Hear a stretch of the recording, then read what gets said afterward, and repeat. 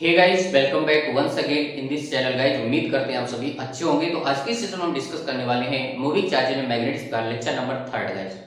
ठीक है, ऑलरेडी हमने 2 लेक्चर कंप्लीट किया है। इस वीडियो के डिस्क्रिप्शन जो है उनका लिंक मिल जाएगा, पहले आप उनको देखिए, उसके बाद जो इस लेक्चर में आइए, तभी जो है चीजें आपको अच्छे से क्रिस्टल क्लियर समझ आएंगे बेटा। ठीक है, तो हमने जो है लेक्चर 2 में जो है मैग्नेटिक फोर्स तक जो है कहानी खत्म की थी। एज मैग्नेटिक फोर्स के बारे में हमने वहां पे बताया था कि यहाँ पे जो मैग्नेटिक फोर्स होता है that is F vector equal to Q V cross B। ठीक है, कैसे डायरेक्शन निकालते हैं वो सारी चीजें हमने वहां पे डिस्कस की हैं। ठीक है, तो आप जाके देख सकते हो बेटा। ठीक है, उसके बाद अगर इस वीडियो में आएंगे तभी आपको चीजें जो एकदम समझ आएंगे बेटा। ठीक है, तो चलिए स्टार्ट करते हैं, देखते हैं आज की सेशन में अपन क्या डिस्कस करने वाले हैं बेटा, है ना। तो अब यहाँ पे मैग्नेटिक फोर्स को भी हम थोड़ा सा और आगे बढ़ाते हैं। ठीक है, सेकंड लेक्चर में जो है हमने मैग्नेटिक फोर्स के बारे में पढ़ा था, वहां पे उसकी डायरेक्शन के बारे में पढ़ा था। ठीक है, और साथ में मैंने आपको ये भी बताया था कि मेरे पास जो F वेक्टर इक्वल टू होता है Q V क्रॉस B होता है। ठीक है, यहाँ पे क्रॉस प्रोडक्ट है, तो क्रॉस प्रोडक्ट को जब हटाओगे तो यहाँ पे मेरे पास sin थीटा आएगा। ठीक है, where theta is the angle between B and D। ठीक है, ये सारी चीजें हमने वहां पे डिस्कस की थी। तो वहां पे हमने बताया था कि मान लीजिए आप किसी चार्ज पार्टिकल को मैग्नेटिक फील्ड की ही डायरेक्शन में थ्रो कर देते हो या फिर एंटी पैरेलल, बात समझ रहे, अपोजिट डायरेक्शन बोले तो थीटा इक्वल टू 0 हो, किसके बीच, मैग्नेटिक फील्ड और वेलोसिटी के बीच, बात समझ आ रही है, थीटा इक्वल टू 0 हो या 180 हो। ठीक है, उस केस में मैग्नेटिक फील्ड जो होती है चार्ज पार्टिकल पे कोई फोर्स नहीं लगाती, ये सब हमने वहां पे देखा था। ठीक है, और पार्टिकल का जो पाथ होता है दैट इज स्ट्रेट लाइन। और दूसरा चीज हमने डिस्कस किया था कि मान लीजिए चार्ज पार्टिकल को मैग्नेटिक फील्ड के परपेंडिकुलर डायरेक्शन में जो है आपने थ्रो कर दिया। ठीक है, मैग्नेटिक फील्ड आपके वहां पे कांस्टेंट या यूनिफॉर्म अपन लेते हैं, तो उस केस में जो चार्ज पार्टिकल का पाथ होता है दैट इज सर्कुलर पाथ। ठीक है, अगर कोई एक बार चार्ज पार्टिकल सर्कुलर पाथ में घूम गया तो फिर आपसे वहां पे बहुत सारी चीजें पूछी जा सकती है, जैसे सर्कुलर पाथ की रेडियस क्या होगी, उसका एंगुलर स्पीड क्या होगा, काइनेटिक एनर्जी क्या होगा, टाइम पीरियड क्या होगा, समझ रहे हैं, मोमेंटम क्या होगा, एंगुलर मोमेंटम क्या होगा, वर्क डन क्या होगा, तो कुछ भी पूछा जाए बेटा, सारा चर्चा हमने वहां पे की है, सबके बारे में सारा कॉन्सेप्ट हमने डिस्कस किया है बेटा,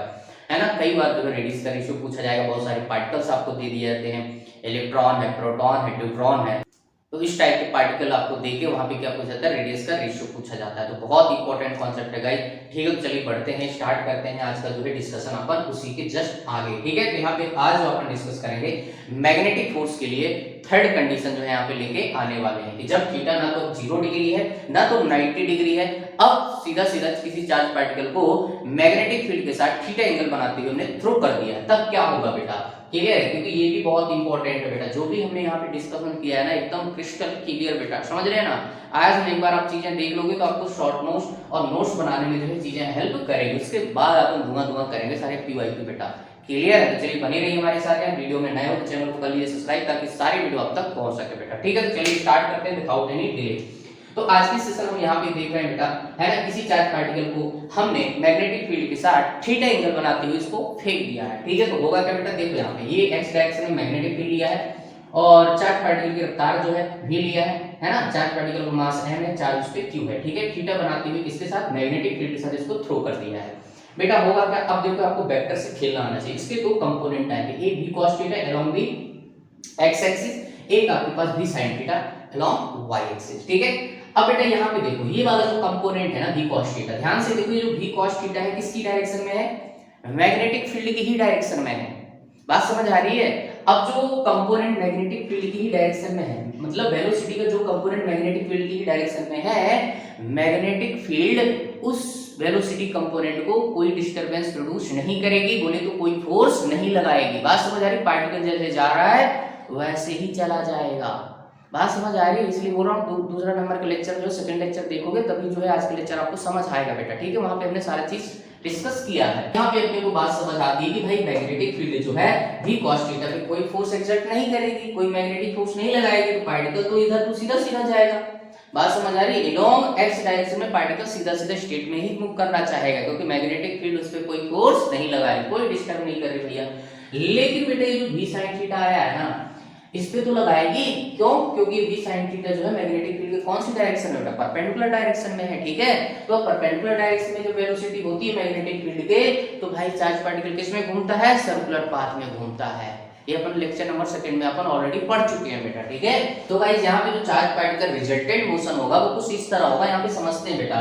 एक्स डायरेक्शन में तो वो सीधा सीधा जाएगा, बोले तो स्ट्रेट लाइन में, ठीक है। अब ये v sin थीटा और b जो है एक दूसरे के क्या है, परपेंडिकुलर है, तो इसकी वजह से मैग्नेटिक फील्ड उस पे मैग्नेटिक फोर्स लगाएगी। कौन सी डायरेक्शन में लगाएगी बेटा, मैंने राइट हैंड पाम रूल आपको सिखाया था, ध्यान से देखो। जिधर मैग्नेटिक फील्ड होती है उधर अपनी फिंगर्स जाती हैं, ठीक है। वेलोसिटी किधर है, वाई डायरेक्शन में, बात समझ आ रही है। और ये किधर है, मैग्नेटिक फील्ड इस डायरेक्शन में, तो फोर्स किधर लगेगा, इधर लगेगा, किधर, माइनस की कैप डायरेक्शन में, अंदर की तरफ, बात समझ आ रही है, इनटू दी प्लेन, बात समझ आ रही। और ये इधर जाएगा, तो पार्टिकल जो है बेटा इसकी वजह से आगे जा रहा होगा और साथ में सर्कुलर पाथ लेगा, तो रिजल्टेंट जो इसका पाथ बनेगा कुछ इस तरह बनेगा बेटा, बात समझ आ रही है ना। इस पाथ को क्या बोलते हैं अभी अपन समझते हैं बेटा, क्लियर है ना। तो पार्टिकल को सीधा भी चलना है और सर्कुलर पाथ में भी घूमना है, क्योंकि ये जो v cos थीटा इसको आगे ले जाएगा और v sin थीटा का कंपोनेंट्स को सर्कुलर पाथ में घुमा देगा, बात समझ आई। तो रिजल्टेंट जो मेरे पास भाग बनेगा that is called helical path, clear है बेटा। इसलिए हमने यहाँ पे मेंशन किया है हेलिकल मोशन के बारे में अपन आज स्टडी कर रहे हैं बेटा, है ना। तो इस पाथ को क्या बोलते हैं बेटा, हेलिकल पाथ बोलते हैं, क्लियर है बेटा। यहाँ पे देखो सिर्फ हमने मैग्नेटिक फील्ड लगाई है और यहाँ पे किसी भी टाइप की जो है फील्ड हमने यहाँ पे नहीं लगाई है, और ये क्या है आपके पास कांस्टेंट है, ठीक है। ये v sin थीटा जो है y डायरेक्शन में है, तो बेटा ये जो है पार्टिकल ऐसे ही मूव करता रहेगा, ठीक है। और साथ में जो मेरे पास यहाँ पे डिस्टेंसेस है ये जो है फिक्स रहती है बेटा, क्लियर है। अगर हाँ आगे अपन लॉरेंस फोर्स पढ़ेंगे, वहां पे इलेक्ट्रिक फील्ड भी अगर लगी होती तो उस केस में हो सकता था ये पाथ जो है, ये जो डिस्टेंस है ना, इसको अपन बाद में अपन पिच बोलेंगे, अभी अपन इसको फाइंड करेंगे बेटा। ये जो डेल्टा एक्स मैंने लिखा है ना, इस स्पाइरल के बीच का जो distance that is delta x, इसको अपन पिच बोलेंगे। और ये जो पिच रहता है ना बेटा, इस हेलिकल पाथ, इस हेलिकल मोशन में क्या रहता है, कांस्टेंट रहता है, क्लियर है गाइस। तो आई होप बेटा ये चीज आपको अच्छे से क्लियर हो गई। ओके गाइस, तो next concept is force on a current carrying wire which is placed in a uniform magnetic field, ठीक है। मान लीजिए मेरे पास कोई करंट कैरिंग वायर है जो किसी मैग्नेटिक फील्ड के अंदर रखा हुआ है, तो उसमें मैग्नेटिक फील्ड कितना फोर्स लगाएगी उसकी जो वैल्यू दी जाती है that is F vector equal to I L cross B।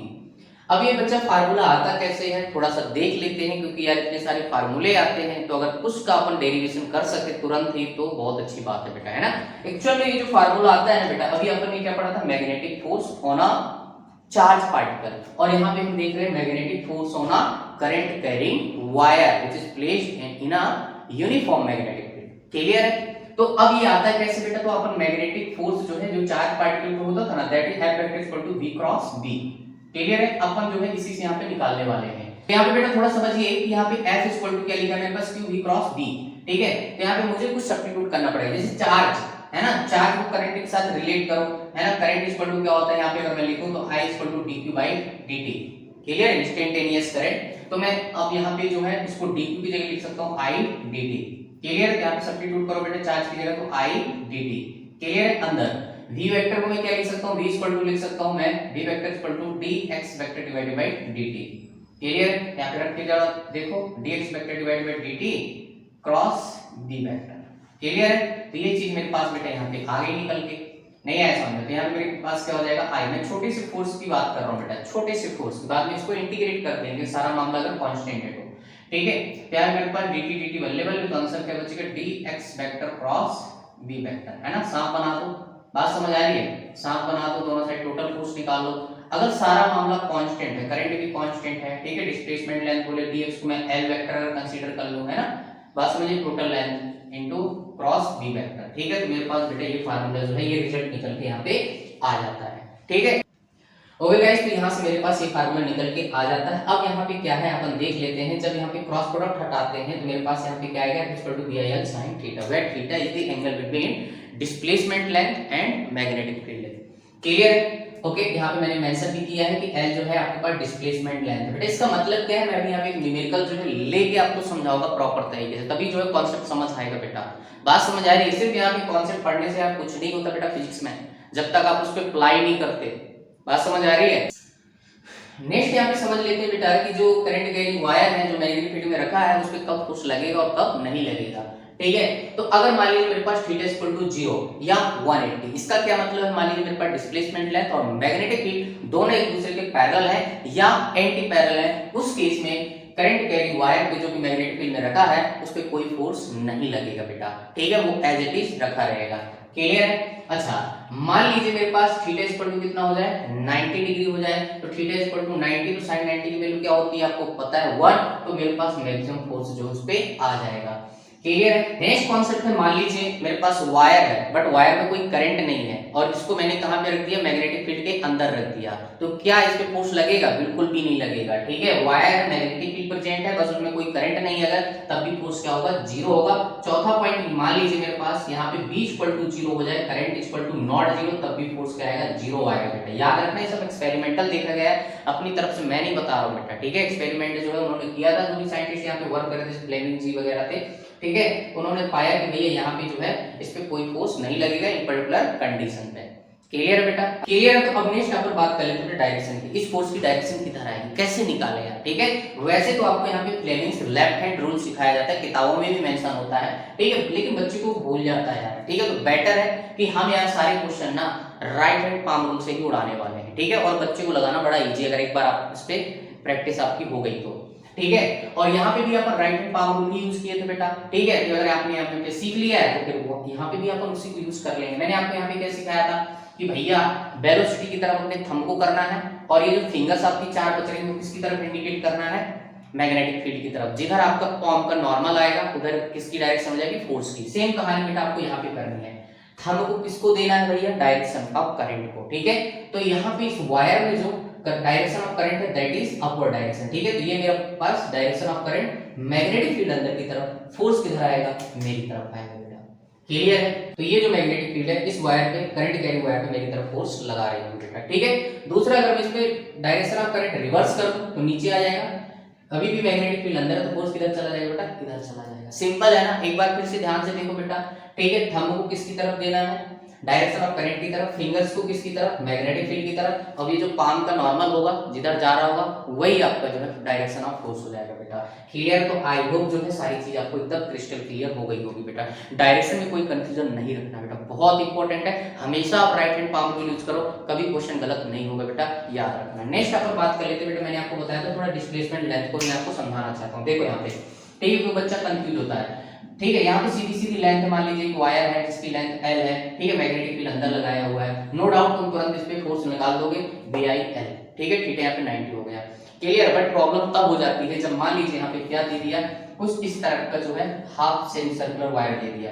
Clear? इसकी रेडियस वगैरह आपको बता देगा R है, ठीक है, और मैग्नेटिक फील्ड अंदर की तरफ लगा दिया है। पूछेगा बताइए इस पे जो है कितना करंट की डायरेक्शन भी बता दी, इसमें करंट जो है I फ्लो हो रहा है ना। करंट तो मेंशन करना भैया जरूरी है ना। ये भी देखना है कि वायर में करंट फ्लो हो भी रहा है कि नहीं, क्योंकि कभी पोपट बनाता है, वायर रख देता है, उसकी रेडियस दे देगा, मैग्नेटिक फील्ड भी बना देगा, ठीक है।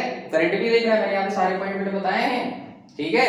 तो अगर करंट नहीं है तो जीरो, अगर करंट यहाँ पे फ्लो हो रहा है, इसकी रेडियस भी दे रखा है, ठीक है। तो अब यहाँ पे क्या करना है, इस पे मैग्नेटिक फोर्स कितना लगेगा वो निकालना है बेटा, ठीक है। तो अब क्या करो, बच्चा सोचता है कि भाई इसकी जो लेंथ है कितनी हो जाएगी, पाई r, जो कि गलत है, ठीक है। हमने यहाँ पे आपको क्या बताया है, डिस्प्लेसमेंट लेंथ लेनी। डिस्प्लेसमेंट लेंथ मतलब एंड टू एंड बेटा, बात समझ आ रही है? बहुत भयंकर तरीके से ऐसे बना के लूप दे देते बेटा, जैसे मैं आपको और थोड़ा सा बताऊं, है ना, तो समझना है यार कॉन्सेप्ट को। ऐसी लूप बना के दे देगा, टेढ़ी मेढ़ी समझे, एक एंड यहाँ पे ऐसे छोड़ देगा, एक एंड छोड़ देगा, बात समझ आ रही है? इसकी लेंथ आपको लेनी ये वाली, एंड टू एंड लेनी है, displacement length, initial to final point, सीधी सी बात, ठीक है बेटा। तो ये आपके पास कितनी हो जाएगी बेटा, ये हाफ आपके पास r है, तो टोटल कितनी हो जाएगी 2r, ठीक है, ना कि पाई r। तो फोर्स मेरे पास आ जाएगा 2VIR, ओके। इस क्वेश्चन का आंसर आपके पास ये हो जाएगा बेटा।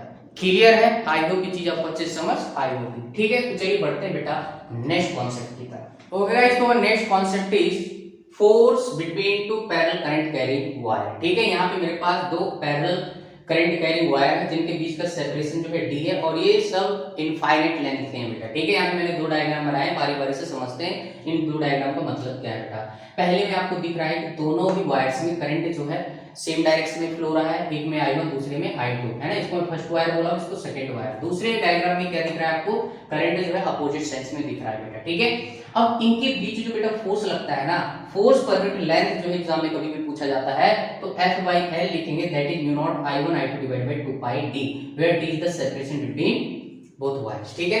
अब ये आता है कहां से, इसका डेरिवेशन क्या है, बोर्ड में जो इसका डायरेक्ट 5 मार्क्स में बेटा आता है। अगर आप डेरिवेशन कहोगे तो मैं आपको बता सकता हूं, ठीक है, नेक्स्ट वीडियो में, लेकिन इस वीडियो में तो पॉसिबल नहीं है बेटा, क्योंकि वीडियो की जो है लेंथ ऑलरेडी बहुत हो चुकी है, ठीक है। अब यहाँ पे थोड़ा सा मैं आपको कॉन्सेप्ट समझाने की कोशिश करता हूं। बेटा मेरे पास ये फर्स्ट वायर है ना, जिसपे करंट I1 फ्लो हो रहा है, तो उस I1 की वजह से है ना, इसके अराउंड क्या बनेगी, मैग्नेटिक फील्ड ऐसे बनेगी बेटा, है ना। तो फर्स्ट वायर की वजह से सेकंड वायर के रीजन में जो मैग्नेटिक फील्ड बनेगी, किधर बनेगी, अंदर की तरफ, तो मैंने इसको V1 लिखा है, ठीक है। सो V1 है the magnetic field due to first wire, ठीक है। अब यहाँ पे सेकंड वायर पे करंट कैसे फ्लो हो रहा है, I2, ठीक है। तो इस पे करंट ऊपर जा रहा है, तो इसकी वजह से है ना मैग्नेटिक फील्ड ऐसे जाके बाहर आ रही है, ठीक है। तो फर्स्ट वायर के रीजन में जो है सेकंड की वजह से जो मैग्नेटिक फील्ड है दैट इज आउटवर्ड, क्लियर है। फर्स्ट वायर की वजह से सेकंड वायर के रीजन में मैग्नेटिक फील्ड अंदर बनेगी, सेकंड वायर की वजह से फर्स्ट वायर के रीजन में मैग्नेटिक फील्ड किधर बनेगी, किधर बनेगी, बाहर की तरफ। बात समझ आ रही है। तो अब यहाँ पे इस पे देखेंगे, फर्स्ट वायर पे जो फोर्स लगे किधर लगे बेटा, करंट किधर है, ध्यान से देखो, करंट किधर है, ऊपर, ठीक है। मैग्नेटिक फील्ड किधर है, बाहर, तो इस पे फोर्स किधर लगेगा, इधर, ठीक है। ये मेरे पास फोर्स की डायरेक्शन है बेटा, क्लियर है। ध्यान से देखो, करंट किधर है, ऊपर, बात समझ, मैग्नेटिक फील्ड किधर है, अंदर, फोर्स किधर लगेगा, इधर, बात समझ आ रही है, इधर, बात समझ आ रही है बेटा, दिख रहा है आपको। तो इसका मतलब ये कि इस पर्टिकुलर केस में जब करंट दोनों वायर्स में कैसा हो, सेम डायरेक्शन फ्लो करता है, तो क्या करते हैं, एक दूसरे को अट्रैक्ट करते हैं। तो यहाँ पे हमने क्या लिखा है, यहाँ पे अट्रैक्शन होगा, ठीक है। वहीं पे अगर दूसरा केस देखें बेटा, तो यहाँ पे क्या होता है, रिपल्सन होता है। आप सिमिलर इसके लिए भी देख सकते हो, इसमें करंट इधर, तो इसकी वजह से सेकंड वायर के रीजन पे मैग्नेटिक फील्ड अंदर, और इसमें क्या है अपोजिट, तो इसके लिए भी अंदर हो जाएगी। तो इस पर्टिकुलर क्वेश्चन में, इस पर्टिकुलर केस में रिपल्सन होगा बेटा, क्लियर है। आई होप ये चीज आपको अच्छे से समझ आ गई होगी, ठीक है। अब ये फोर्स का मैग्नीट्यूड दोनों के लिए क्या रहेगा, सेम रहेगा। कभी कभी थ्योरेटिकल क्वेश्चन पूछा जाता है, वो डायग्राम बना के देगा, पूछे के बताइए यहाँ पे अट्रैक्शन होगा कि रिपल्सन होगा, क्लियर है, या कुछ भी नहीं होगा। बात समझ आ रही है, ये चीज आपको देखना है। यहाँ पे हमने बाहर से कोई मैग्नेटिक फील्ड नहीं लगाई है, यहाँ पे इन दोनों वायर की खुद की मैग्नेटिक फील्ड की वजह से जो है आपस में अट्रैक्शन और रिपल्सन हो रहा है। वो डिपेंड कर रहा है कि करंट कौन सेंस में फ्लो कर रहा है बेटा, क्लियर है। तो आई होप ये चीज आपको अच्छे से क्लियर हो गई होगी बेटा। नेक्स्ट बात करते हैं मैग्नेटिक मोमेंट की, क्लियर है। मैग्नेटिक मोमेंट का जो सिंबल होता है न्यू आर, कैपिटल एन से रिप्रेजेंट करते हैं, ठीक है। अब किसी करंट कैरिंग वायर या करंट कैरिंग लूप हो सकती है, स्क्वायर टाइप की, सर्कल टाइप की, कैसी भी हो सकती है, ठीक है। तो उसका जो मैग्नेटिक मोमेंट होता है दैट इज एन आई ए। ए क्या है, एरिया वेक्टर है। न्यू आपका क्या है, वेक्टर क्वांटिटी, आपको डायरेक्शन लेना पड़ेगा, ठीक है। मान लीजिए मेरे पास कोई स्क्वायर टाइप की लूप है, उस पे करंट आई फ्लो हो रहा है, उस पे एन नंबर ऑफ टर्म्स लगाए हुए, ठीक है। तो इस पे करंट जिधर फ्लो हो रहा है, इसका एरिया वेक्टर आपको देखना पड़ेगा किधर है, जिधर एरिया वेक्टर आएगा उधर ही आपका न्यू आ जाएगा, क्लियर गाइस। मतलब प्लेन देखना पड़ेगा ना। अगर आपको मान लो ऐसे कोई डिस्क रखी है, इस पे करंट ऐसे पूरा, तो इसका एरिया वेक्टर किधर आएगा, ऊपर, तो इसका मैग्नेटिक मोमेंट का डायरेक्शन भी किधर आएगा, ऊपर ही आ जाएगा, क्लियर, सिंपल है, कोई बड़ी बात नहीं बेटा। यहाँ पे मैंने बताया एक करंट है, ए एरिया है, एन क्या है, नंबर ऑफ टर्न्स, ठीक है। अगर टर्न्स कितना 1 दे रखा है, तो सीधा सीधा एन की वैल्यू 1 पुट कर देना, 50 है, 100 है, जो भी है क्वेश्चन में आपको मेंशन करके देगा, क्लियर। अगर बहुत सारे प्लेन्स हैं जो कि डिफरेंट डिफरेंट प्लेन में जो है लाई कर रहे हैं, तो उस केस में मुझे सबका सम करना पड़ेगा। तो mu vector equal to N I integration dA. बस में इंटीग्रेशन का मतलब होता है सम करना है आपको, μ1 vector plus μ2 vector plus μ3 vector that is as short, clear guys. Next मेरे पास, मान लीजिए मेरे पास कोई ऐसी बॉडी है जो कोई चार्ज है। अब चार्ज बॉडी जैसे रॉड हो सकती है, डिस्क हो सकता है, solid sphere, hollow sphere, ring हो सकती है, डिस्क हो सकती है, कुछ भी हो सकता है यार। बहुत सारे क्वेश्चन जो यहाँ से पूछे जाते हैं, बहुत इंपॉर्टेंट है बेटा, क्लियर है। और उसको जो है किसी यूनिफॉर्म मैग्नेटिक फील्ड में क्या किया गया, रोटेट कर दिया। किसी चार्ज बॉडी को यूनिफॉर्म मैग्नेटिक फील्ड में रोटेट कर दिया गया, तो उसका मैग्नेटिक मोमेंट पूछा जाता है, क्लियर। तो कितना आएगा, v equal to q divided by 2m। और ये आता कहां से बेटा, यहीं से निकलता है, ठीक है। I को आप क्या लिखोगे, q बाई टी रखोगे, तो t आपका टाइम पीरियड हो जाएगा। बात समझ आ रही है, ठीक है। सब्स्टिट्यूशन में करोगे, अगर मेरे पास रिंग है तो रिंग का एरिया क्या लिखोगे, पाई आर स्क्वायर, जो भी उसका रेडियस वगैरह दिया होगा, है ना। तो उस पर्टिकुलर केस में हम यहाँ पे जो है डेरिवेशन करते हैं, उसकी जरूरत नहीं है, डायरेक्ट में फार्मूला याद रहे तो बहुत अच्छी बात है। क्या होता है, v equal to q divided by 2m। m क्या है, उस बॉडी का जो भी है मास, l क्या है आपके पास, एंगुलर मोमेंटम, क्लियर है। तो यहाँ पे मेरे पास L इक्वल टू क्या होता है, आई ओमेगा, क्लियर है। आई क्या है, मोमेंट ऑफ इनर्शिया, ओमेगा क्या है, एंगुलर स्पीड। यहाँ पे आई ना सबके लिए अपना होता है बेटा, क्लियर। वो बताएगा कौन सी एक्सिस के बॉडी क्या कर रही है, रोटेट कर रही है। तो उस केस में आपसे न्यू पूछा जाए तो जस्ट उसका क्या करना है, एल की जगह आप रख देना क्या, Q I omega divided by 2m। आई की वैल्यू आपको याद होनी चाहिए बेटा।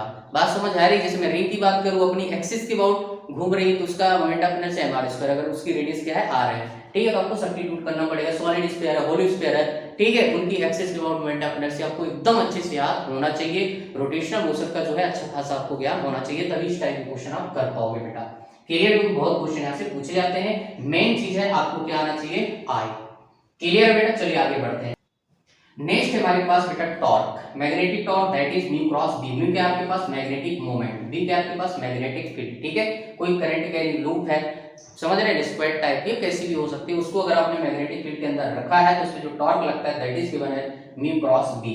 ठीक है, अब म्यू की वैल्यू आपको यहां से मिल जाएगी। ठीक, उसमें करंट कितना फ्लो हो रहा है, उसके नंबर ऑफ टर्न्स के, उसका एरिया क्या है। क्लियर? तो आपको क्या करना है, जस्ट क्रॉस प्रोडक्ट करता है ए क्रॉस बी, आपका आंसर आ जाएगा। क्लियर बेटा? सिंपल सा है, कोई बड़ी बात नहीं है गाइस। तो आई होप जो है आज का डिस्कशन आपको अच्छे से समझ आया होगा। अभी भी कोई डाउट है तो you can tell me on comment section box, I will definitely reply your comment guys. ठीक है, तो चलिए फिर मिलते हैं आपको नेक्स्ट वीडियो, तब तक के लिए thank you, good luck to all. Video अच्छा लगे तो लाइक कर देना, चैनल को सब्सक्राइब जरूर कर देना। ठीक है, ये क्वेश्चन होता है ओवर